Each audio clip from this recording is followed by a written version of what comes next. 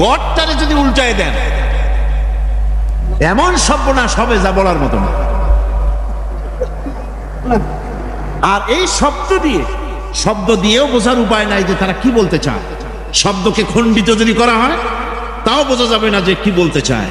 অথচ আল্লাহ পাক হচ্ছেন, আল্লাহ পাকের নাম হচ্ছে এমন একটি নাম, আমাকে যদি কেউ বলে যে অন্য কোনো ব্যাখ্যা চাই না, আল্লাহ দিয়ে আল্লাহরে বুঝায় দেন, তো আল্লাহ দিয়ে আল্লাহরে বুঝানো যাবে। এরকম কোরআনে কারিমের মধ্যে আল্লাহ আয়াতে কারিমা সেট করে রেখেছেন। সুবহানাল্লাহ।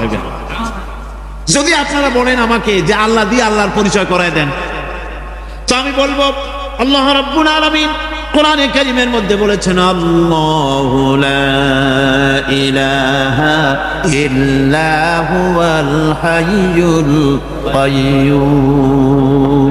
কোন সূরা আছে, কোন আয়াতে? আয়াতুল কুরসি। পড়তে ইচ্ছা করে না? পড়েন আমার সাথে, আল্লাহু লা ইলাহা ইল্লা হুয়াল হাইয়ুল কাইয়্যুম। আল্লাহ হচ্ছেন তিনি যিনি ছাড়া কোনো উপাস্য নাই, কোনো ইলাহ নাই, কোনো মাবুদ নাই, যিনি ছাড়া আর কোনো ইবাদতের মালিক নাই, আর যিনি হচ্ছেন সদা জাগ্রত চিরঞ্জীব, সার্বভৌমত্বের একচ্ছত্র মালিক, যিনি সদা জাগ্রত চিরঞ্জীব, তিনি হচ্ছেন আল্লাহ।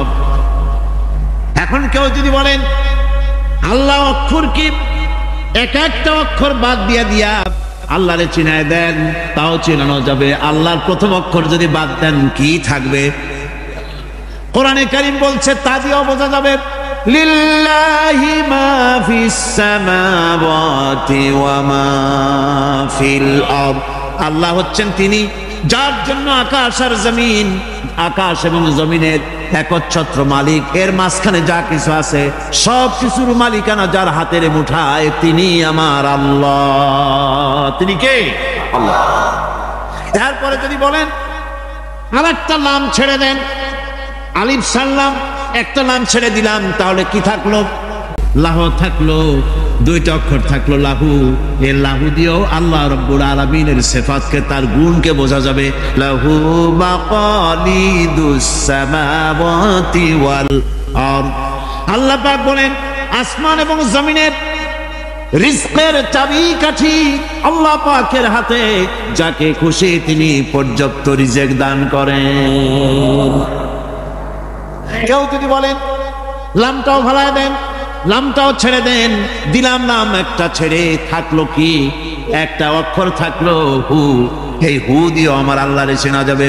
ওয়া হুয়াল গফুরুল ওয়াদুদুল আরশিল মাজিদ ফাআলুল লিমা ইউরিদ। আমার আল্লাহ হচ্ছেন তিনি যিনি ক্ষমাশীল, যিনি দয়াবান, যিনি বান্দাকে মহব্বত করেন, যিনি হচ্ছেন আরশে আজিমের মালিক, যা তিনি হচ্ছেন সেই মহান সত্তা যিনি যা খুশি তাই করতে। সুতরাং আল্লাহ হচ্ছেন এমন এক লফজ, এমন এক নাম, এমন এক ইসমে জাত যার কোনো বিকল্প নাই, যা অনুবাদ করে আল্লাহকে স্রষ্টা বললে এটা সারবে না, সৃষ্টিকর্তা বললে সারবে না। আল্লাহ পাকের নামের বিরাট বিশাল ব্যাপক অর্থ রয়েছে। সুতরাং আল্লাহকে আল্লাহই বলতে হবে। আল্লাহকে কি বলতে হবে? আল্লাহ আল্লাহ আল্লাহ। কত মজাই নামে, সুবহানাল্লাহ, কত মজাই নামে। দেখেন আল্লাহ রাব্বুল আলামিন এমন রব, বাংলাদেশের কুকুর আর আমেরিকা ইউরোপের প্রধান দেশের কুকুর একরকম নয়। আমাদের দেশের পশু ইউরোপ আমেরিকা শীত প্রধান দেশের পশু একরকম নয়। তার কারণ হলো আমাদের দেশে শীত কম, নাতিশীতোষ্ণ অঞ্চলের মধ্যে খানিকটা পড়ে যায়। এখানে পশুদের গায়ে কম পশম থাকলে কোনো অসুবিধা নাই। ভেড়া, ঘোড়া, কুকুর, বন্য প্রাণীকে কেউ তো কম্বল দেয় না, ল্যাপ দেয় না, রাজাই দেয় না, খাতা দেয় না, চাদর দেয় না। আল্লাহ রাব্বুল আলামিন তিনি এমন রব, শীত প্রধান দেশের পশুদের গায়ে পশম দিয়া চিরস্থায়ী কম্বল জড়ায় দিয়েছেন। কি নাম হচ্ছে রব?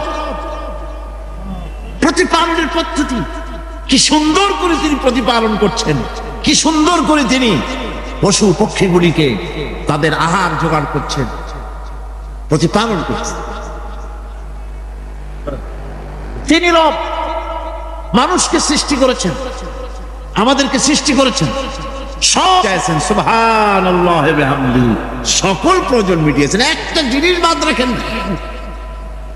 আমাদের মুখে দাঁতের দরকার ছিল, মায়ের পেট থেকে দাঁত নিয়ে আসেনি।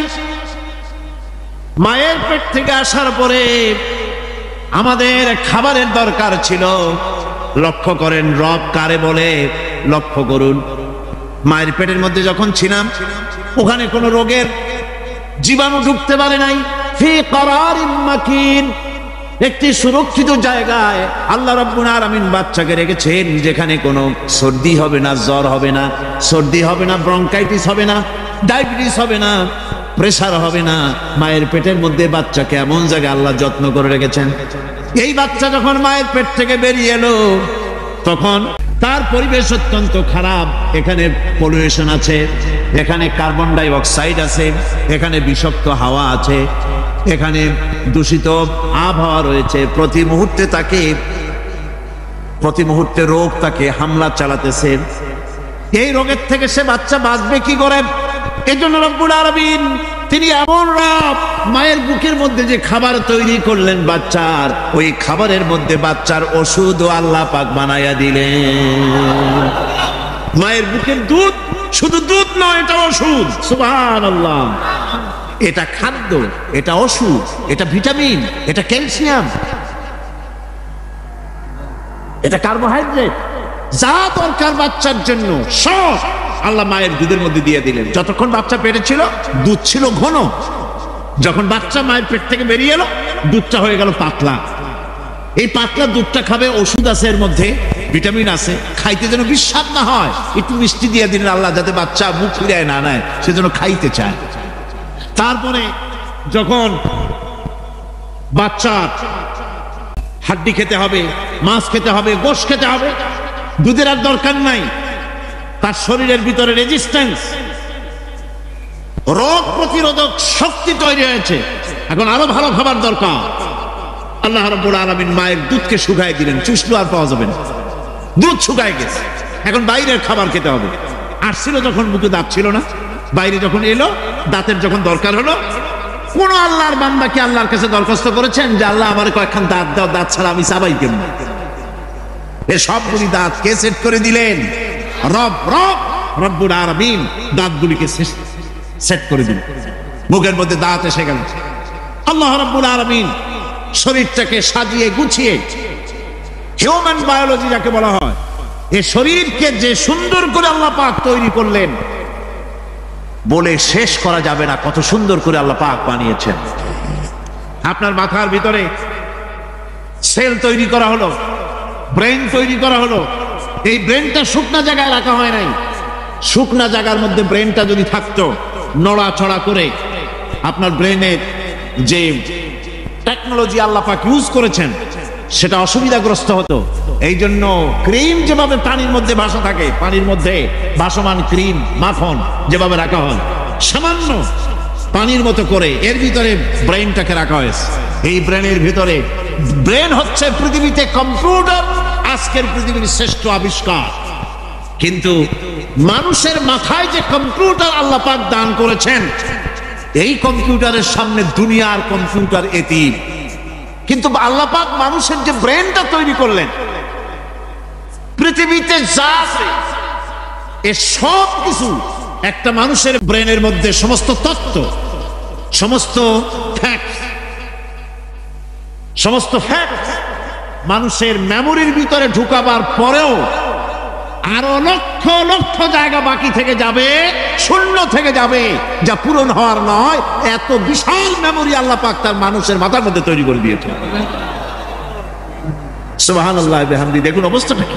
আল্লাহ তার মানুষকে কিভাবে, রব কাকে বলে, রব কারে বলে, সুবহানাল্লাহ বিহামদি। চোখের সামনে রাস্তা দিয়ে চলতে গিয়ে চোখের সামনে সাপ দেখলেন, চোখ দেখার কাজ করেছে। চোখ কি করেছে? দেখার কাজ করেছে। এখন কি করবেন? চোখ কিন্তু দেখে বসে থাকে নাই, চোখ দেখা মাত্রই ট্রান্সমিট করেছে ব্রেনকে। ব্রেন সাথে সাথে অ্যাকশন নিতে বলেছে হাতকে আর পাওকে। হাতে লাঠি থাকলে পিটাও, লাঠি না থাকলে পাকে বলেছে দৌড় মারো। এই যে সাপ দেখলো, চোখ, চোখ এটাকে পাঠাই দিল ব্রেনকে, ব্রেন পাঠাই দিল অ্যাকশনে হাতে আর পায়ে।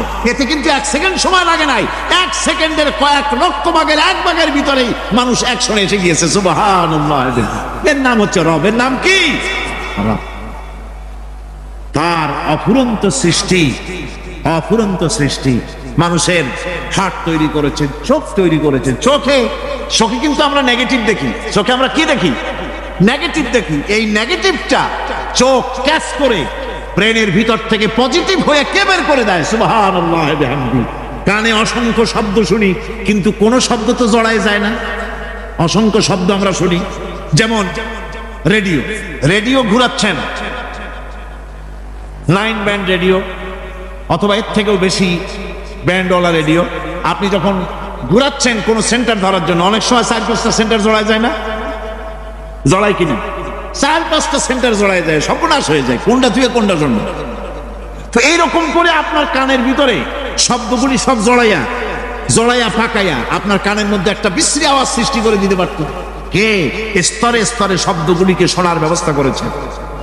আপনার জিহ্বার ভিতরে হাজার রকমের স্বাদ গ্রহণ করার জন্য একটা জিহ্বায় এতগুলি টেস্ট নেওয়ার ক্ষমতা কে তৈরি করে দিলেন? আল্লাহ রাব্বুল আলামিন। সুবহানাল্লাহ বিহামদি। তিনি হচ্ছেন রব, যিনি মানুষের প্রতিপালন সৃষ্টি করেন এবং প্রতিপালন করেন, এমনি এমনি ছেড়ে দেন। এরপরে মানুষের সব প্রয়োজন তিনি মিটিয়েছেন। মানুষের জীবন ধারণের জন্য সব থেকে বড় প্রয়োজন পানি। সবচেয়ে বড় প্রয়োজন কি? পানি। জোরে কোন কি? পানি। জীবনের জন্য পানি এবং আর্দ্রতা, এই দুটি জিনিস অপরিহার্য, এছাড়া জীবন বাঁচবে না। আমরা দেখতে পাই সমুদ্র ভরা পানি মজুদ আছে। লক্ষ্য করে, সমুদ্র ভরা পানি মজুদ আছে, নদী খাল বিল ভরা পানি মজুদ আছে, কিন্তু এটাই তো যথেষ্ট নয়। রব হচ্ছেন তিনি, যিনি এই বিশাল বিশাল পানির মজুদ থেকে বাতাসকে যিনি বলেন, যিনি প্রতিনিয়ত বাষ্পীয় আকারে পানিগুলিকে সমুদ্র থেকে উত্থিত করেন, পানিগুলিকে উত্থিত করেন মহাকাশী। আল্লাহ পাক বলেন, আল্লাহুল্লাযী আরসালার রিয়াহা ফাতুসিরু সাহাবা। বাষ্প হয়ে পানিগুলি আকাশে উত্থিত হয় এবং মহাকাশে যাওয়ার পর এই পানিগুলি, লবণাক্ত পানিগুলি আল্লাহর মেশিনে সেগুলি মিষ্টি হয়ে যায়। জোরে কোন সুবহানাল্লাহ। পানিগুলি মিষ্টি হয়ে গেল। ওই মিষ্টি পানি আল্লাহ রাব্বুল আলামিন নাজিল করে দিলেন। এবার বৃষ্টি কণা কণা হয়ে পড়লো, ফোঁটা ফোঁটা বৃষ্টি। আল্লাহ খুঁজে দেখলেন বৃষ্টির ফোঁটাগুলি পৃথিবীর প্রতিটি কণা তালাশ করে তৃষ্ণার্ত কণাগুলিকে আল্লাহ পাক ভিজায় দিলেন। সেই জন্য তার নাম হলো রব। তিনি হচ্ছেন রব, প্রয়োজন মিটান। পানি সবচেয়ে প্রয়োজন বেশি, সেই পানি আল্লাহ পাক এভাবে সরবরাহ করলেন। জমিনের চারিদিকে নদী নালা রেখেছেন, জমিনকে আর্দ্র করেছেন, জমিনের ভিতরের পানি মিষ্টি করেছেন। টিউবওয়েল মারলে পরে, পাম্প করলে পরে ভিতর থেকে মিঠা পানি আল্লাহ পাক বের করে দেন। সুবহানাল্লাহ। এই মিষ্টি পানির ব্যবস্থা করেছেন। এরপরে তিনি ওই আল্লাহ পাক মিষ্টি পানির ব্যবস্থা করে বৃষ্টির মাধ্যমে পৃথিবীতে ফসল উৎপাদনের ব্যবস্থা করে দিলেন। সেজন্য আল্লাহ পাক কোরআনে কারীমের মধ্যে বলেছেন, ওয়াজআলনা মিনাল মাই কুল্লা শাইইন হাই। পানি দ্বারাই আমি সব বস্তুকে সজীব রাখি। বৈশিষ্ট্যের দিক থেকে পানির রয়েছে অনেক গুণ, আশ্চর্য গুণ। পৃথিবীর ৭৫% হচ্ছে পানি। আকাশ থেকে অর্থাৎ চাঁদ থেকে যখন চাঁদে ভ্রমণকারীরা যখন ছবি তুলেছে, তো সেই ছবিতে ব্লু রং এসেছে বেশি, সবুজ এসেছে কম। সবুজ হলো গাছপালা, আর ব্লু হচ্ছে পানি। সমুদ্রের পানির রং হচ্ছে নীল। মানুষের শরীরের ভিতরে ৬০% পানি, গাছের মধ্যে রয়েছে পানি। পানি ছাড়া পৃথিবীর বাঁচার কোনো পথ নাই। আবার দেখেন, প্রচন্ড শীতের কারণে, ঠান্ডার কারণে যেসব এলাকায় তাপমাত্রা হিমাঙ্কের নিচে এসে যায়, সেই সব দেশে সমুদ্রের পানি আর দরিয়ার পানিগুলি বরফ হয়ে যায়। এই বরফ যখন হতে থাকে তখন পানি তার নিজের তাপকে নিচের দিকে ছুটতে থাকে।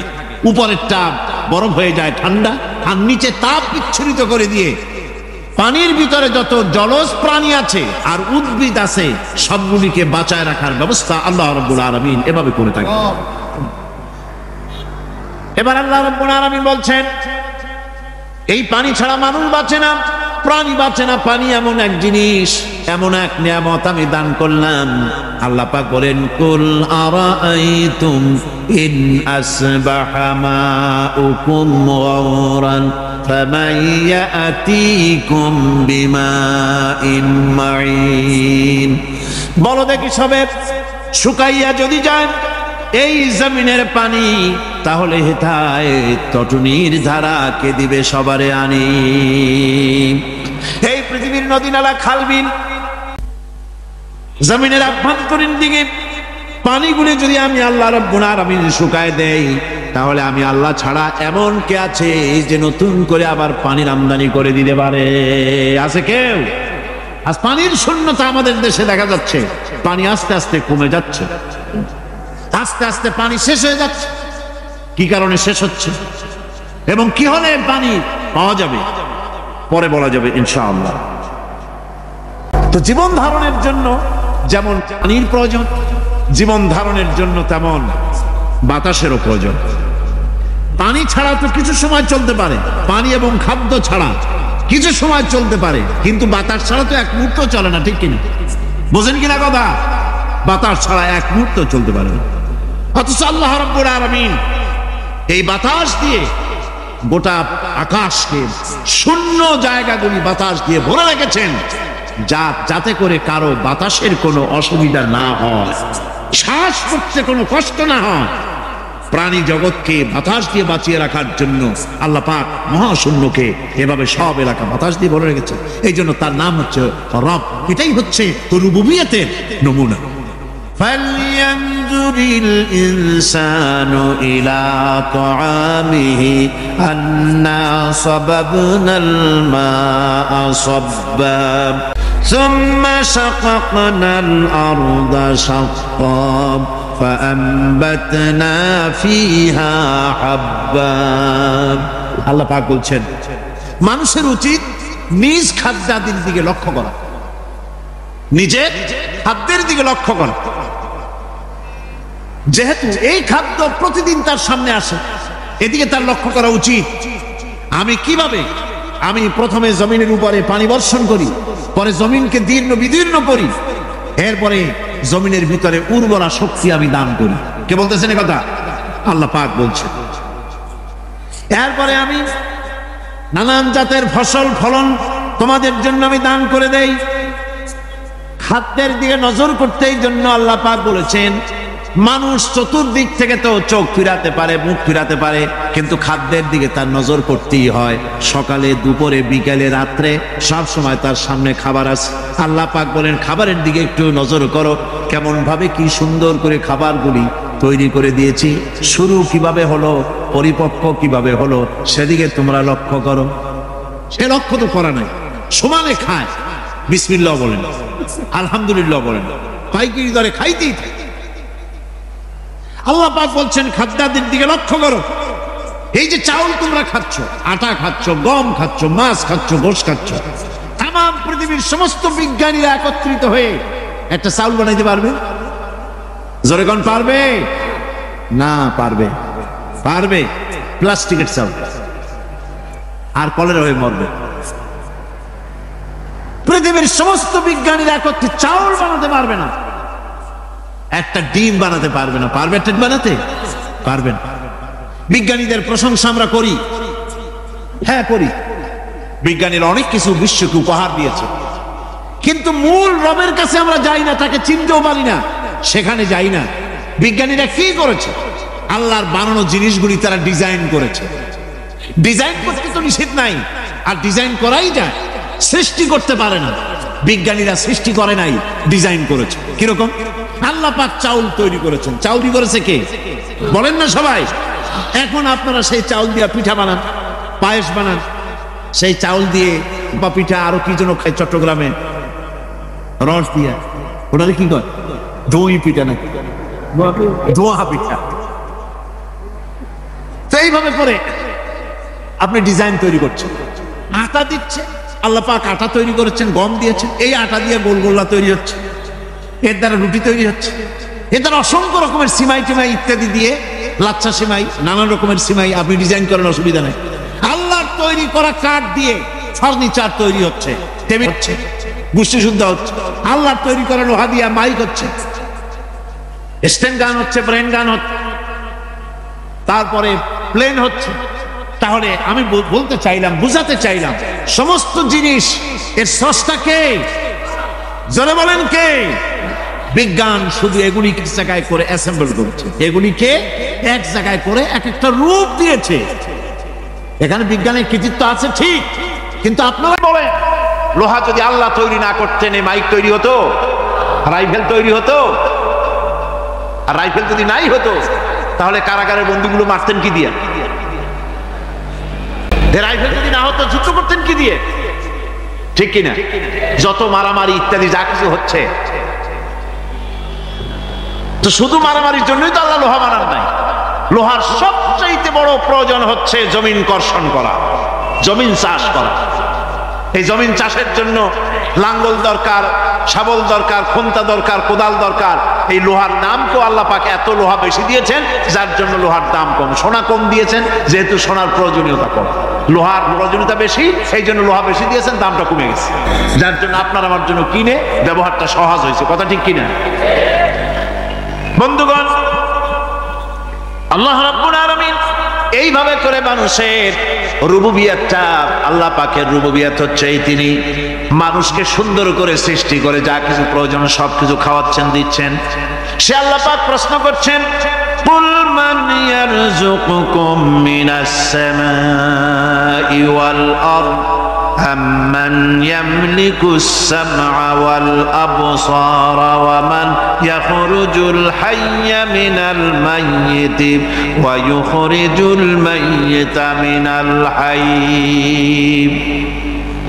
আকাশের প্রশস্ত বুক থেকে এবং জমিনের এই প্রশস্ত বুক থেকে কে রিজিক, তোমাদের খাদ্যকে উৎপাদন করে? কে নির্জীব থেকে সজীবকে বের করেন? আর কে সজীবকে নির্জীবে পরিণত করেন? তিনি কে? তিনি হচ্ছেন আল্লাহ পাক। আল্লাহ পাক বলছেন এই প্রশ্ন যদি তাদেরকে করা হয় তো তারা কি বলবে? আল্লাহ পাক বলেন, وَمَنْ يُدَبِّرُ الْأَمْرَ فَسَيَقُولُونَ اللَّهُ فَقُلْ أَفَلَا تَتَّقُونَ। হে নবী, এদেরকে প্রশ্ন করুন, এদেরকে যদি প্রশ্ন করা হয় এই পৃথিবীর সুন্দর পরিচালনা পদ্ধতি কে করেন, তাহলে তারা এক কথায় বলবে, নিজের থেকেই বলবে আল্লাহ। কে করছেন? সবকিছু আল্লাহ। আল্লাহ পাক বলেন, নবী তাহলে তাদেরকে বলেন, এ কথা জানার পর, এ কথা বোঝার পরেও কেন তারা ঔদাসীন্যতা দেখাচ্ছে, কেন তারা গাফিল হয়ে যাচ্ছে, কেন তারা আল্লাহ পাককে ভয় করে তার পথের অনুসারী হচ্ছে না? যে আল্লাহ রাব্বুল আলামিন এত কিছু করছেন, তিনি তার পরিচয় সম্পর্কে বলে দিচ্ছেন, ফাযালিকুমুল্লাহু রাব্বুকুমুল হক ফামাযা বা'দাল হক ইল্লাদ দালাল। নিশ্চয়ই এসবের মূলে রয়েছেন তোমাদের রব, আমাদের আল্লাহ, আমাদের রব। আচ্ছা, একটা দৃষ্টান্ত দেই। এই হেদায়েতটা কি? এই হেদায়েতটা হচ্ছে, আপনাদের বাড়িতে যদি কারো বিড়াল থাকে, বিড়াল বোঝেন তো না? কি বলে এখানে? বিড়াল, বিলাই নাকি বলে?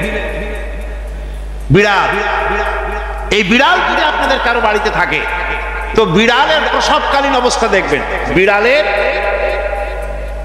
প্রসব হবে, বাচ্চা দেবে। বিড়াল তখন ঘরের মধ্যে পেরেশান হয়ে ঘুরতে থাকে, একটা নিরাপদ জায়গা খোঁজে, একটা নিরাপদ জায়গা খোঁজে। প্রসব করার 2-3 দিন আগের থেকে খুঁজতে থাকে তার জন্য নিরাপদ জায়গা কোনটা। এরপরে খুঁজতে খুঁজতে প্রসবের দিন সে সত্যিকারের ঘরের মধ্যে সবচেয়ে কোনা কানা জায়গা যেটা, সেই রকমের একটা নিরাপদ জায়গা সে বেছে নিল। এরপরে বাচ্চা হলো, বাচ্চা হওয়ার পর এই বাচ্চার উপরে কেউ যেন আক্রমণ না করে, শত্রু যেন তার জায়গাটিতে না আসে, এই জন্য বাচ্চাটার ওর তো হাত দিয়ে মায়ের মতো করে নিতে পারে না, সে আস্তে করে ঘাটটা কামড়ায় ধরে যাতে করে বাচ্চা ব্যথা না পায়। ওইভাবে করে ঘাট কামড়ায় ধরে আজকে এই সিঁড়ির নিচে, কালকে ওই খাটের নিচে, পরশুদিন এই আলমারির কোনায়, এইভাবে বাচ্চাগুলি সরায় সরায় রেখে বাচ্চাকে প্রতিপালন করে। এই বিড়ালে হেদায়েত দিলটা কে? যিনি দিলেন তার নাম রব, তিনি হচ্ছেন রব্বুল আলামিন। সন্তান প্রতিপালনের ব্যবস্থা শুধু দুনিয়ার মানুষকেই দেন নাই, প্রাণী জগৎকেও দিয়েছেন। সুবহানাল্লাহ। বলেন বলেন, মুরগির বাচ্চা হলো, ডিমের থেকে বাচ্চা বেরোলো, এই বাচ্চাগুলি হয়েছে গতকাল, আজকে বাচ্চাগুলি আদার খাচ্ছে মায়ের সাথে, হঠাৎ করে একটা চিল এলো আর ওর মা একটা সিগন্যাল মারলো, সাথে সাথে বাচ্চাগুলি দৌড়াইয়া এমন পলান দিল, আপনি তো ভালো একাদশীর বাপেও তালাশ করে পাবেন যে মুরগির বাচ্চা পলাইল। এখন ওই বাচ্চাটিকে এই সিগন্যাল সম্পর্কে কে অবহিত করলো যে এইরকম একটা আওয়াজ শুনলে এটা ভীতির আওয়াজ, এটা সাইরেন, এটা বিপদ সংকেত, এটা ডেঞ্জার সিগন্যাল, এটা শুনলে দেখলে তাড়াতাড়ি করে আত্মগোপন করবা। কে ঠিক এলো? কে ঠিক এলো? আল্লাহ পাক শিখাইছে। এখন এক শ্রেণীর বুদ্ধিজীবী তারা আবার উল্টা কথা কয়। তারা বলে কি? তারা বলে যে মুরগি বাচ্চা, এই বাচ্চা যে দৌড় মারলো, এখানে আল্লাহ এইসব কিছু নাই, নাউযুবিল্লাহ মিন যালিক। তো এখানে কি আছে? কয় যে এখানে বিষয়টা হলো এই যে এই মুরগি আর মোরগ, ওর বাপ মা, এই দুজনের মধ্যে আছে চিলের ভয়, আছে শিয়ালের ভয়। ওই ভয় ওদের মধ্যে ছিল, এই মা বাপের ক্রসের মাধ্যমে বাচ্চা আসছে, কাজে ওই ভয়, বাপের যদি কোনো রোগ থাকে, মায়ের রোগ থাকে, তো এগুলি তো বাচ্চার মধ্যেও ঢোকে। তো ভয় হোক, সুখ হোক, দুঃখ হোক, এই অনুভূতি স্বাভাবিক প্রক্রিয়ার মাধ্যমে বাচ্চার মধ্যে ঢুকছে, আর সিল দেখে আওয়াজ শুনে সে আত্মগোপন করেছে। এইটা আমি পড়িয়া আমি আমার আলোচনা এক জায়গায় বললাম বুদ্ধিজীবীদের উদ্দেশ্যে, যদি সত্যিই তাই হয়, মোরগ আর মুরগি মা বাবার মধ্যেই ভয় আছে বলে বাচ্চার মধ্যেই ভয় ঢুকছে, সেই জন্য সে আত্মগোপন করছে, তাহলে আবার মানুষের ব্যাপারে কথাটা আনি। মানুষেরা সাপের ভয় করে না মহব্বত করে? কথার জবাব দিলে না, যখন তখন মনে হয় আপনারা সাপ বুঝি ভালোবাসেন। সাপ আমরা সকলেই ভয় পাই, মায়ও ভয় পায়, বাবাও ভয় পায়। এই মায়ের গর্ভে সন্তান এসছে, সন্তানের বয়স 2 বছর, 2.5 বছর, ঘরের মধ্যে কেউ ছিল না, ঘরের মধ্যে একটা সাপ আসছে, একটা সুন্দর সাপ, দেখতে সুন্দর, কিন্তু সে সাপে কামড়ালে মানুষ মরে যায়। ওই সাপটা মাথা উঁচু করে ফোনা ধরেছে। এই বাচ্চাটা কি সাপ দেখে দৌড় মারবে, না বাচ্চাটা ওই সাপটাকে ধরার জন্য সে এগিয়ে যাবে? কোনটা করবে? এগিয়ে যাবে। তাহলে মা বাপের ভয়, তাদের মা বাপের রক্তের মধ্যে, শিরার মধ্যে সব জায়গায় সাপের ভয়, তার মাধ্যমে বাচ্চা এসে ওই বাচ্চার মধ্যে সাপের মহব্বত হলো, কারণ ভয় হলো না, কারণ বাচ্চা অবস্থা। সুবহানাল্লাহ। এই কোরআনই তো হযরত ওমর রাদিয়াল্লাহু তাআলা আনহুর মতো মানুষকে, যিনি রাসূলুল্লাহকে হত্যা করতে এসেছিলেন, কতটা জাহিল হলে পরে একজন মানুষ আল্লাহর নবী হত্যা করতে আসতে পারে, সেই মানুষটাকে এই কোরআন কোথায় নিয়ে গেল? নবী করিম সাল্লাল্লাহু আলাইহি ওয়াসাল্লাম তিনি বলেছেন, লা নবিয়্যা বাদি ওয়ালা রাসূলা, আমার পরে নবীও আসবে না, রসুলও আসবে না, কিন্তু আমার পরে যদি নবী কেউ হতো তাহলে অবশ্যই ওমর নবী হয়ে যেতেন। সুবহানাল্লাহ বিহামদি। এই মানুষগুলিকে এই শ্রেষ্ঠ পর্যায়ে, শ্রেষ্ঠ জাতি, শ্রেষ্ঠ সমাজে পরিণত করেছিল কোরআন। এই কোরআন শুধু নেকি লাভের জন্য, তেলাওয়াতের জন্য আসে নাই, যেটা আমরা করে থাকি। আমাদের দেশে মানুষেরা কোরআনে কারীমকে শুধুমাত্র সওয়াবের নিয়তে কোরআন শরীফ খতমের প্রতিযোগিতা করে। রমজান মোবারকে ছেলে, পুত্রবধূ, নাতি পুতি সবাই মিলে কোরআন শরীফ খতমের প্রতিযোগিতা করে, এবং এই নিয়ে কথাবার্তা হয় যে আমার পুত্রবধূ 3 খতম পড়েছে, আমার ছেলে 5 খতম, বউ 10 খতম, আমিও খতম দিতে দিতে নিজেও খতম। এই যে কোরআন শরীফ খতম করলো, আচ্ছা করেন, কোরআন শরীফ পড়েন, আপনি পড়তে তো, তেলাওয়াত করতে তো কোনো নিষেধ নাই, তেলাওয়াত তো করবই, কিন্তু শুধু তেলাওয়াতের জন্য তো কোরআন নাজিল হয় নাই। আমরা কি কথা বুঝতেছি? শুধু তেলাওয়াতের জন্য কোরআন নাজিল হয় নাই। কোরআন শরীফ তেলাওয়াত করতে হবে, কোরআন শরীফ বুঝতে হবে, কোরআন শরীফ আমল করতে হবে। এই জন্য কোন সাহাবীর সূরা বাকারার মতো একটা সূরা সম্পূর্ণ তেলাওয়াত করতে 2 বছর 3 বছর 4 বছর সময় লেগে গিয়েছে। কেন লেগেছে? এত দেরি হয়েছে কেন? এই জন্য দেরি হয়েছে, তারা এক একটি আয়াত তেলাওয়াত করতেন, বুঝতেন, আর বাস্তব জীবনে তা আমল করতেন, তারপরে আর একটা তেলাওয়াত করতেন। এই জন্য সাহাবায়ে কেরাম যখন জমিনের উপর থেকে হেঁটে যেতেন তখন মনে হতো যেন জীবন্ত কোরআন হেঁটে যাচ্ছে। আজকে আমাদের দেখলে কি তা মনে হয়? বলেন, আজকে আমাদের দেখলে কি তা মনে হয়? আমাদের দেখলে তা মনে হয় না। আপনারা ইউসুফ ইসলামের নাম শুনেছেন, ইউরোপের পপ সিঙ্গার, মেগা স্টার বলা হয় তাকে। চট্টগ্রামেও আসছিলেন। ও, হযরত মাওলানা শামসুদ্দিন সাহেব বলছেন তিনি চিটাগং এসেছিলেন এবং সমাজ কল্যাণের পক্ষ থেকে তাকে সম্বর্ধনা দেওয়া হয়েছিল। তার নাম ছিল ক্যাটস স্টিভেন্স। তিনি ইসলাম কবুল করলেন, মুসলমান হয়ে গেলেন। আমি একসঙ্গে কয়েকটি প্রোগ্রাম তার সাথে আমার হয়েছে। একবার তিনি লন্ডনে এক জায়গায় বক্তৃতায় বললেন, তিনি বহু বছর আগে মুসলমান হয়েছেন এবং ইসলামের জন্য যথেষ্ট খেদমত তিনি করছেন। একদিন তিনি বক্তৃতা করতে গিয়ে বললেন যে আমি খ্রিস্টান থাকাকালীন অবস্থায় কোরআন পড়েছি, কোরআন বুঝেছি, হাদিস পড়েছি, হাদিস বুঝেছি। কোরআন হাদিস পড়ে আর বুঝে ইসলাম কবুল করেছি। কিন্তু এখন আমি চিন্তা করি যে কোরআন হাদিস পড়ার আগে, বোঝার আগে আমি যদি এই মুসলমানদেরকে দেখতাম, তাদের আচরণগুলি আমি জানতাম, তাহলে ইসলাম কবুল করা বোধহয় আমার পক্ষে সম্ভব হতো না। তাও আপনারা সুবহানাল্লাহ কইলেন নাকি? আরে ভাই, এতে তো ইন্না লিল্লাহ পড়া উচিত। কথাটার অর্থ হলো, এই কোরআনে যে ইসলামের কথা বলা আছে, এই কোরআনে যে মুসলমানের কথা বলা আছে, নবী করিম সাল্লাল্লাহু আলাইহি ওয়াসাল্লামের হাদিসে যে ইসলাম আর মুসলমানদের কথা আছে, আমাদের পা থেকে মাথা পর্যন্ত সেই ইসলাম কোথায়? এবার কি বলছেন কথা? বলছেন বলেই এবার আর সুবহানাল্লাহ কইতে পারেন নাই। সেই ইসলাম আমাদের মধ্যে আজ আর নাই, খুব কম আছে। সিরাতে সুরতে মুসলমানের মতো আসি, কিন্তু আমলে আখলাকে, লেনদেনে, দিয়ানাতদারিতে, আমানতদারিতে, ব্যবসায় বাণিজ্যে মুসলমানের যে চরিত্র হওয়া উচিত ছিল, সেই চরিত্র আমাদের মধ্যে আজ অনুপস্থিত। এ কথা বলতে কি লজ্জা হয় না ঠিক বলছি বলেন? এটা সত্য কি না?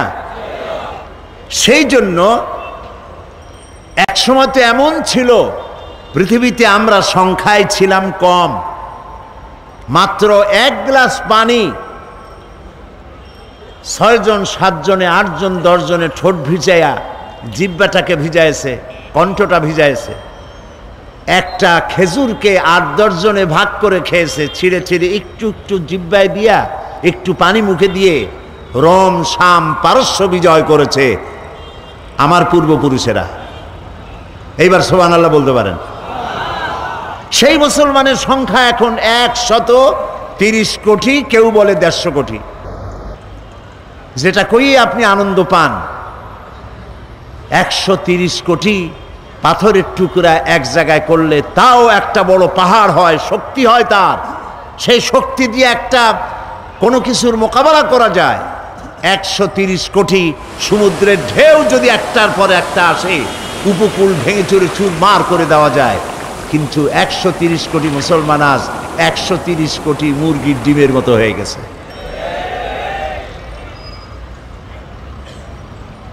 বলতে আজ খুব দুঃখ হয়। এই অবস্থার জন্য আমরা দায়ী। প্রিয় ভাই সব, কোরআন বুঝতে হবে, বোঝার জন্যই কোরআন এসেছে। আমরা বুঝি নাই, না বুঝলে আমরা তো আমল করতে পারবো না। কথা ঠিক কিনা? কোরআন শুধু শোনার জন্য শুনেছি, তেলাওয়াতের জন্য শুনেছি, পড়েছি, কিন্তু এটাকে আমল করার জন্য চেষ্টা করি নাই। আল্লাহ এটাকে কেন নাজিল করেছিলেন? আল্লাহ রাব্বুল আলামিন কোরআনে কারীমের মধ্যে বলেছেন, ওয়াহাদা কিতাবুন আনজালনাহু মুবারাকুন ফাত্তাবিউহু واتقوا لعلكم তুরহামুন। এটি হচ্ছে এক মহা পবিত্র কিতাব, বিশ্ববাসীর জন্য আশীর্বাদ স্বরূপ। সুবহানাল্লাহ বলেন। বিশ্ববাসীর জন্য কি আশীর্বাদ স্বরূপ। ফাত্তাবিউহু ওয়াত্তাকু, এই কোরআনকে অনুসরণ করো এবং এর নির্দেশকে অমান্য করার শাস্তি থেকে সতর্ক হয়ে যাও। এতে যে নির্দেশগুলি আছে সেই নির্দেশগুলি যদি অমান্য করো তাহলে অমান্যকারীকে প্রচণ্ড রকম শাস্তি দেওয়ার ক্ষমতা তার আছে যিনি কোরআন অবতীর্ণ করেছেন। সুবহানাল্লাহ। তাহলে কোরআন আসছে কি জন্য বলেন? অনুসরণ করার জন্য, বোঝার জন্য আর অনুসরণ করার জন্য। কোরআন না বুঝলে থাকবেন অন্ধকারে, আর যদি বুঝতে পারেন, আমল করতে পারেন, তাহলে আসবেন কিসের মধ্যে? আলোর মধ্যে। দেখুন আল্লাহ কি বলছে। আল্লাহ রাব্বুল আলামিন সূরা ইব্রাহিমের মধ্যে বলছেন, কিতাবুন আনজালনাহু ইলাইকা লিতুখরিজান নাসা মিনাজ যুলুমাতি ইলান নূর। কিতাবুন আনজালনাহু ইলাইকা, এটি একটি কিতাব যা আমি আপনার উপর অবতীর্ণ করেছি এই জন্য যাতে করে আপনি মানব গোষ্ঠীকে অন্ধকারের ভেতর থেকে আলোর দিকে নিয়ে আসতে পারেন। এই জন্য তাহলে বোঝা গেল কোরআন যদি বুঝি আর আমল করি তাহলে আসবো আলোর দিকে, আর যদি না বুঝি আমল না করি থাকবো কিসের মধ্যে? অন্ধকারের মধ্যে।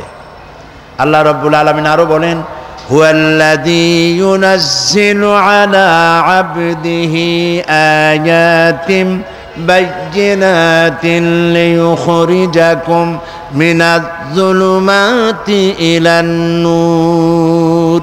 তিনি হচ্ছেন আল্লাহ তাআলা, তিনি সেই মহান সত্তা যিনি এই কিতাবকে অবতীর্ণ করেছেন তার বান্দার উপরে। কে সেই বান্দা? মুহাম্মদ রাসূলুল্লাহ সাল্লাল্লাহু আলাইহি ওয়াসাল্লাম। তিনি সুস্পষ্ট আয়াত কোরআন তিনি নাজিল করেছেন এই জন্য যাতে করে তিনি মানব গোষ্ঠীকে অন্ধকারের ভেতর থেকে আলোর দিকে নিয়ে আসতে পারেন। আর অন্ধকার মানেই হচ্ছে, এখানে যে অন্ধকার বলা হয়েছে জুলুমাত, এটা রাতের অন্ধকার নয়। এই জুলুমাতে অন্ধকার হচ্ছে মানবরচিত মতবাদ। মানবরচিত মতবাদগুলি মানুষেরা মানুষকে পরিচালনার জন্যে যত মত এবং পথ তৈরি করেছে তার সবগুলি হলো অন্ধকার। বলেন সবগুলি কি? অন্ধকার।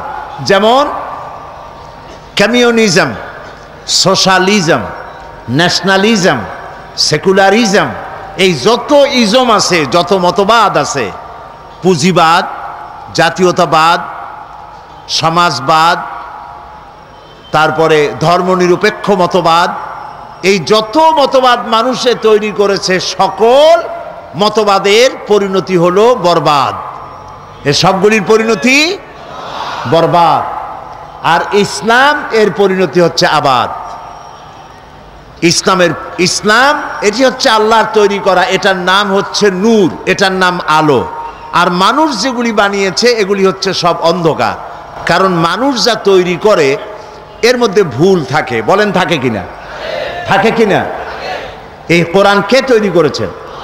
সবাই বলেন আল্লাহ তাআলা তৈরি করেছেন। এই কোরআন তার সৃষ্ট, এটা তার বাণী, এটা তার কথা, এটা তার বক্তব্য, এটা তার জ্ঞান। আর মানুষ যা তৈরি করে তার সব নিজের জ্ঞান।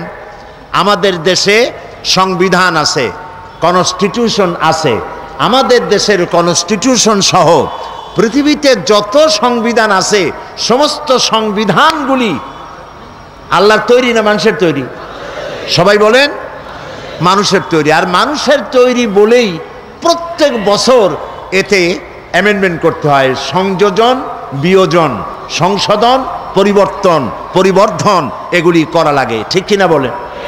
আমাদের দেশের সংবিধানে করা লাগে নাই নাকি? লাগছে কিনা?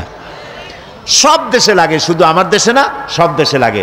এবার কোরআন শরীফের মধ্যে আল্লাহ তাআলা বলছেন, কিতাবুন আনজালনাহু ইলাইকা মুবারাকুন লিয়াদাব্বারু আয়াতিহি وليتذكر أولو الألباب। এটি একটি কিতাব, আমি একে নাজিল করেছি, এটাকে আমি অবতীর্ণ করেছি, এটি একটি আশীর্বাদ, এটি একটি রহমত গোটা বিশ্ববাসীর জন্য। এই আয়াতগুলি সম্পর্কে তোমাদের চিন্তা ভাবনা করা উচিত, গবেষণা করা উচিত। আল্লাহ রাব্বুল আলামিন বলেন, আফালা ইয়াতাদাব্বারুনাল কুরআনা আম আলা কুলুবিন আকফালুহা। তারা কি এই কোরআন নিয়ে কোনো চিন্তা ভাবনা করে না, নাকি তাদের কলবের মধ্যে তালা লেগে গেছে? তাদের অন্তঃকরণ কি তালা লেগে গেছে? তারা কোরআন নিয়ে চিন্তা ভাবনা করে না কেন? আল্লাহ তাআলা কোরআন নিয়ে গবেষণা করার জন্য বলেছেন, চিন্তা ভাবনা করো, গবেষণা করো, কি নিয়ামত আল্লাহ তাআলা তোমাদেরকে দান করেছেন। আমি শুরুতেই বলেছি, এ কোরআন নাজিল করেছেন যিনি, তিনি হচ্ছেন রহমান। নিজের এই নামটি তিনি ব্যবহার করেছেন, এই কারণে বিশ্ববাসীর জন্য, মানব গোষ্ঠীর জন্য আল্লাহ যত দয়া করেছেন, কোরআন নাজিল করে সর্বশ্রেষ্ঠ দয়ার প্রমাণ দিয়েছেন তিনি। সুবহানাল্লাহ। এই জন্য মন মস্তিষ্ক, যারা মন মস্তিষ্ক কাজে লাগায় না, তারা বুঝবে কি করে? তারা কি আমি কি দেখি সেটা তো আমার মস্তিষ্ক দিয়ে চিন্তা করা উচিত, ঠিক কিনা বলে? এরপরে কান কি শুনলো সে সম্পর্কে এরা খবর রাখে না। কি দেখলো তা চিন্তা করে না, কি শুনলো তা চিন্তা করে না, তার শরীরে কিসের স্পর্শ করলো তাও সে বুঝতে পারলো না। তার মানে হলো তার মগজকে সে কাজে লাগাচ্ছে না। এই জন্য তার ব্রেনকে, তার মগজকে, তার চোখকে কাজে লাগানো দরকার। আল্লাহ তাআলা আমাদেরকে যে সমস্ত নিয়ামত দান করেছেন, হস্তপদাতি, চক্ষু, কর্ণ, নাসিকা, এগুলি সব কাজে লাগাতে হবে কোরআন শরীফ বোঝার জন্য। আল্লাহ তাআলা চোখ দিয়েছেন, এই চোখকে আমরা কাজে লাগাই নাই। আল্লাহ তাআলা বলেন, فإنها لا تعمى الأبصار ولكن تعمى القلوب التي في الصدور। আল্লাহ তাআলা বলছেন, এদের যে বাহ্য দৃষ্টি আছে, এই চোখ তাদের নষ্ট হয় নাই, কিন্তু ভেতরের চোখ, অন্তঃকরণের চোখের উপরে পর্দা পড়ে গেছে, তালা লেগে গেছে। সেই জন্য কোরআন সম্পর্কে চিন্তা ভাবনা করে না, কোরআন সম্পর্কে ধারণা তাদের নাই। কোরআনকে তাবিজের কিতাব মনে করা হয়, কোরআনকে তদবিরের কিতাব মনে করা হয়, কোরআনকে শুধু তেলাওয়াতের কিতাব বলা হয়, অথচ এই কোরআন শরীফ একটি জাতি গঠন করেছিল। সুবহানাল্লাহ বিহামদিহি। আপনারা নিশ্চয়ই জানেন, আমি কথা অনেকবার বলেছি, আমাদের দেশের কলেজ আছে, বিশ্ববিদ্যালয় আছে, মাদ্রাসা আছে, এর অনেকগুলি সিলেবাস আছে, সিলেবাসে অনেক বই আছে। এই সিলেবাসের হাজারো বই দিয়ে, সিলেবাসের অনেকগুলি বই দিয়ে মানুষেরা যে পরীক্ষা দিল অনেক সাবজেক্টের উপরে, তা দিয়ে কি তৈরি হলো? কলেজ বিশ্ববিদ্যালয়গুলি আমাদেরকে কি উপহার দিল? এবার দেখেন, নবী করিম সাল্লাল্লাহু আলাইহি ওয়াসাল্লাম তারও একটা বিশ্ববিদ্যালয় ছিল। আমি আমার ভাষায় বলি, সেই বিশ্ববিদ্যালয়ের নাম হলো আল হেরা ইউনিভার্সিটি। সেই আল হেরা ইউনিভার্সিটির চ্যান্সেলর যদি হন আল্লাহ রাব্বুল আলামিন, তাহলে এর ভাইস চ্যান্সেলর ছিলেন মুহাম্মদুর রাসূলুল্লাহ সাল্লাল্লাহু আলাইহি ওয়াসাল্লাম। আর ছাত্র দেখেন, এই বিশ্ববিদ্যালয় থেকে ছাত্র তৈরি হলেন আবু বকর, ওমর, ওসমান, আলী, আবু ওবায়দা ইবনুল জাররাহ, জুবাইর ইবনুল আওয়াম, আব্দুর রহমান বিন আউফ, আবু মুসা আশআরী, রিদওয়ানুল্লাহ তাআলা আলাইহিম আজমাইন। এই যে লোক তৈরি হলো, তামাম পৃথিবীর সমস্ত বিশ্ববিদ্যালয়গুলি একত্রিত হয়ে যদি প্রচেষ্টা করে, একজন ওমর তারা কি বানাতে পারবে? একজন ওমর বানানো কি সম্ভব? কখনো সম্ভব না, যেহেতু এটা আল্লাহর কালাম দিয়ে তৈরি হয়েছিল। আর এখন সেই আল্লাহর কালাম থেকে আমরা মানুষকে না নিজেরা বুঝতেছি, না নিজেরা এটাকে আমল করতেছি। এই জন্য অর্থ না বুঝে কোরআন পড়ার সওয়াব হতে পারে, কিন্তু যেই জন্য নাজিল হয়েছে সেই পারপাস সার্ভ হবে না। এটা আপনাদের বুঝে আসতেছে কিনা? বুঝতে পারতেছেন আপনারা? যেমন ডাক্তার কোনো প্রেসক্রিপশন যদি দেয়, আর প্রেসক্রিপশন যদি মানুষে তেলাওয়াত করে, সকাল বিকাল পড়ে, আর এই প্রেসক্রিপশন যদি পানিতে ভিজায় খায়, অথবা তাবিজ বানায় গলায় লাগায়, তাহলে আপনারাই বলেন রুগীর রোগ কি ভালো হবে? বলেন সবাই, ভালো হবে? ভালো হবে না। আর যে এইটা করবে তাকে আমরা কি বলবো? পাগল বলবো। এই কোরআন শরীফ শুধু তেলাওয়াত করলে অক্ষরে অক্ষরে 10 করে নেকি রাখা হয়েছে কি জন্যে? যাতে করে আপনি এটাকে পড়েন এবং বুঝেন। প্রত্যেক অক্ষরে 10 করে নেকি, কোনো সন্দেহ নাই। এবং এ কথাও আমি বলতে চাই না যে আপনার সওয়াব হবে না, সওয়াব হবে, কিন্তু যে উদ্দেশ্যে নাজিল হয়েছে সেই উদ্দেশ্য সফল হবে না। কোরআন শরীফ নাজিল হয়েছিল সমাজ বিপ্লবের জন্য, সমাজের মধ্যে পরিবর্তন আনয়ন করার জন্য। এ কোরআনের মধ্যে আল্লাহ সব বলেছেন। আল্লাহ তাআলা বলছেন যে আর রহমান আল্লামাল কোরআন, তিনি দয়াবান, শিখালেন কোরআন, শিখালেন কহিতে মধুর জবান। এই যে আল্লাহ তাআলা দয়া করেছেন বান্দার প্রতি, মানব গোষ্ঠীর প্রতি, সর্বশ্রেষ্ঠ দয়া হলো যে তিনি কোরআন শিক্ষা দিয়েছেন মানুষকে। আর সেই কোরআন যদি আমি বুঝতে না পারলাম, আমল করতে না পারলাম, এইখানে 25 বছর কেন, যদি এখানে 100 বছরও তাফসীর করা হয়, আর যদি তা আমরা আমল না করি ব্যক্তিতে, পরিবারে, সমাজে, তাহলে এই কোরআন শোনায় তেমন কোনো ফায়দা হবে বলে মনে করার কোনো যুক্তিসঙ্গত কারণ নাই। কথা বুঝে আসছে? তাহলে কোরআন শরীফ তেলাওয়াত করব, বুঝবো। যদি না বুঝি তাহলে অবস্থাটা কি? আল্লাহ রাব্বুল আলামিন বলেন, وَمَثَلُ الَّذِينَ كَفَرُوا كَمَثَلِ الَّذِي يَنْعِقُ بِمَا لَا يَسْمَعُ إِلَّا دُعَاءً وَنِدَاءً سُمٌّ بُكْمٌ عُمْيٌ فَهُمْ لَا يَعْقِلُونَ। যারা আল্লাহর কিতাব অনুযায়ী চলতে অস্বীকার করে, তাদের অবস্থা হচ্ছে সেই সব রাখালের মতো যে পশুদেরকে রাখাল ডাকে, আর পশুরা রাখালের আওয়াজ শোনে কিন্তু রাখাল কি বলে তা বোঝে না। এই যে পশুকে যা বলা হয়, রাখালে তার মেষ, তার ছাগল, তার ভেড়া, তার মহিষ, তার গরু ডাক দেয়, তারপরে ডানে বাই ইত্যাদি যা কিছু বলে, গালাগালি করে ইত্যাদি যা বলে আর যা করে, পশুতে শুধু একটা শব্দ শোনে কিন্তু কি বলে তা বোঝে না। এই জন্য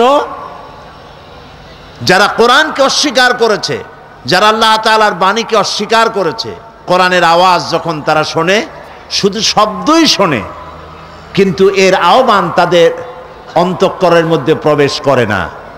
আল্লাহ তাআলা যেন আমাদের কলবের মধ্যে আল্লাহর এই কথাগুলি বোঝার তৌফিক যেন আল্লাহ আমাদেরকে দান করেন। আমরা বলি আমিন। কথাগুলি বুঝতে হবে। কোরআন আল্লাহ ইচ্ছে করলে তো একবারই 23 পারা কি বলে 30 পারা নাজিল করে দিতে পারতেন না? এটা কি একবারে নাজিল হয়েছে? কত বছর লাগলো? 23 বছর সময় লাগছে। কেন লাগছে এটাও আমাদের চিন্তা করতে হবে। আসছে তো আল্লাহর কাছ থেকে, বাণীটা কার? আল্লাহর। তো তিনি একসাথে না দিয়া জিবরাইল আলাইহিস সালামকে এত বারবার পাঠাইলেন, 23 বছরে কত হাজার বার তাকে আসতে হয়েছে। এটা কি জন্য, কেন? কারণ হচ্ছে ইসলাম হলো একটি মোকাম্মাল নিজামে হায়াতের নাম। ইসলাম হচ্ছে একটি পূর্ণাঙ্গ জীবন বিধানের নাম। আর নবী করিম সাল্লাল্লাহু আলাইহি সাল্লাম হচ্ছেন এই আন্দোলনের দিশারি, এটার সর্বশ্রেষ্ঠ এবং সর্বশেষ নেতা। এখন এই ইসলামী আন্দোলনকে, এই জীবন ব্যবস্থাকে প্রতিষ্ঠিত করতে গিয়ে যত রকমের বাধা বিপত্তির মোকাবেলা তিনি করেছেন, ওই বাধা বিপত্তিকে উত্তরণের জন্য আল্লাহর পক্ষ থেকে যত বক্তব্য, বিবৃতি, আল্লাহর ভাষণ, আল্লাহর রায়, আল্লাহর কথা যা কিছু জিবরাইল এনেছেন নবী করিম সাল্লাল্লাহু আলাইহি সাল্লামের কাছে, সেগুলি যে কিতাবে লিপিবদ্ধ হয়েছে, ওই কিতাবের নাম কোরআন শরীফ। অনেক কোরআন শরীফ আছে বাংলাদেশে, যে কোরআন শরীফের শুরুতেই অনেকগুলি নকশা থাকে, তাবিজের নকশা। আপনারা নিশ্চয়ই লক্ষ্য করেছেন আমাদের দেশে বাংলা ভাষায় যে কোরআনগুলি ছাপা হয় তাতে এই নকশাগুলি থাকে, বিশেষ করে এই সাবকন্টিনেন্টে, বাংলাদেশ, পাকিস্তান, ইন্ডিয়া, এইখানে যে কোরআনগুলি ছাপা হয় সে কোরআন শরীফের মধ্যে এই ধরনের নকশা থাকে। সূরা মরিয়মের নকশা, সূরা ইউসুফের নকশা, সূরা মায়েদার নকশা, এই আবার নিচে লেখা থাকে এই নকশা ব্যবহার করলে জ্বর ছেড়ে যাবে, ওই নকশা ব্যবহার করলে বিয়ে হবে তাড়াতাড়ি, ওই নকশা ব্যবহার করলে বাচ্চা হবে শীঘ্র, এই রকমের নানান কথাগুলি লেখা। এই কোরআন শরীফের সাথে যারা সূরার নকশা ছাপায় দেন তারা রীতিমতো কোরআন শরীফের সাথে বেয়াদবি করেন, কোরআন শরীফের সাথে তারা তামসা করেন। এই আরবি, তারা আরবি অক্ষরগুলির কতগুলি নাম্বার বানিয়েছেন, এই নাম্বার তো রাসূলুল্লাহ বানান নাই, এই নাম্বারগুলি তো সাহাবায়ে কেরাম দেন নাই। আলিফের নাম্বার কত, বায়ের নাম্বার কত, তায়ের নাম্বার কত, এইভাবে কতগুলি নাম্বার দিয়া সূরাগুলি একত্রিত করিয়া 1273, 1792, 1421, 230 ইত্যাদি কতগুলো নাম্বার দিয়া এগুলি দিয়া এক একটা সূরা নকশার মধ্যে ঢুকাইছে। এরভাবে ঢুকায়া বিসমিল্লাহির রহমানির রহিমের অক্ষরগুলির মোট হিসাব করে 786 বানাইছে। এখন এগুলি মানুষেরা লিখতেছে, এগুলি দরজায় লিখে রাখে, সিডিতে লিখে রাখে 786। এখন আপনারা বিশ্বাস করুন, 786 যদি 10 লক্ষ বারও কেউ লেখে অথবা পড়ে, একবার বিসমিল্লাহির রহমানির রহিম বলার সমান হবে না, হবে না, হবে না। কারণ নবী করিম সাল্লাল্লাহু আলাইহি ওয়াসাল্লাম বলেছেন প্রত্যেক হরফে 10টা করে নাকি। আলিফ হারফুন, লাম হারফুন, মিম হারফুন। আলিফ লাম মিম বলে 10 নাকি হবে না, আলিফ লাম মিম বলে করে নাকি হবে 30টি নাকি হবে। নবীজির এই হাদিস অনুযায়ী যে ব্যক্তি পড়েন আমার সাথে বিসমিল্লাহির রহমানির রহিম, এইমাত্র যখনই আমরা বিসমিল্লাহির রহমানির রহিম পড়লাম, আল্লাহ রাব্বুল আলামিন নবীর কথা অনুযায়ী আমাদের আমলনামায় 190টি লিখে দিয়েছেন। 190টি নাকি আমলনামায় লেখা হয়ে গেছে। সুতরাং কোরআনে কারীমকে তাবিজ বানায়া নাম্বারের মধ্যে নিয়ে নকশা বানানোর ভিতরে মুসলমানদের কোনো সার্থকতা, কোনো কৃতিত্বের মধ্যে নাই, বরং কোরআনের সাথে একটি তামসা করা, বেয়াদবি করা। যারা এটা করেন আল্লাহ তাদের কোরআনের সাথে এই বেয়াদবি করার মানসিকতা পরিহার করার তৌফিক দান করুন। প্রিয় ভাই সব, কোরআন নাজিল হয়েছে আরবি ভাষায়। কোরআন আল্লাহ তাআলা আরবিতে নাজিল করেছেন এই জন্য যাতে আমাদের বুঝতে সহজ হয়। সুবহানাল্লাহ বলবেন।